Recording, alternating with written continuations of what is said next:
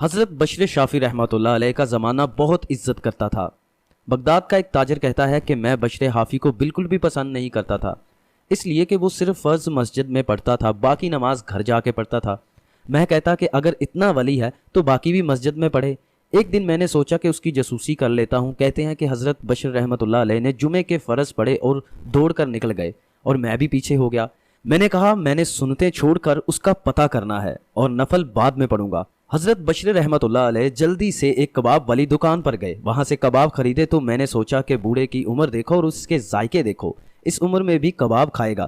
تھوڑا سا آگے بڑھے تو نان والے کی دکان سے نان خریدا اور میں نے کہا دیکھو یار، بغداد کے سارے لوگ رات کو روٹی کھاتے ہیں، یہ گرم گرم نان کھاتا ہے۔ حضرت نے وہ کباب اور نان لے کر جنگل کی طرف مڑے تو میرے دل میں خیال آیا کہ یار بڑا عجیب آدمی ہے، اب سبزے پر بیٹھ کر یہاں موج کرے گا، کھائے گا پیے گا اور سنت نفل چھوڑی۔ حالانکہ ہزاروں مرید ہیں، وہ جنگل میں داخل ہوئے، تھوڑا سا سفر کیا تو کچی آبادی آ گئی۔ ایک کچے مکان کی ٹوٹا ہوا دروازہ، باہر سے کنڈی لگی ہوئی۔ بغداد کے ننگے پاؤں چلنے والے ہزاروں مریدوں کے اس پیر نے کنڈی کھولی اور اندر گئے۔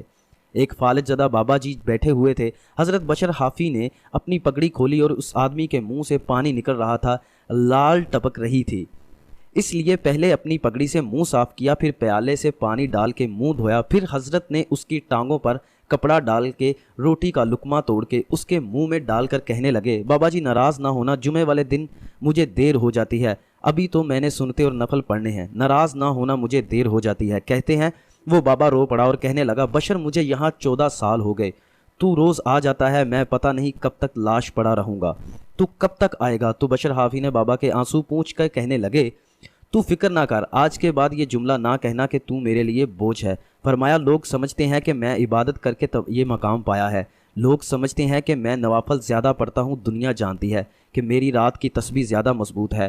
فرمایا ان میں سے کوئی بات نہیں، میں تیری نوکری کرتا ہوں تو اللہ نے مجھے عزت میں اضافہ فرما دیا ہے۔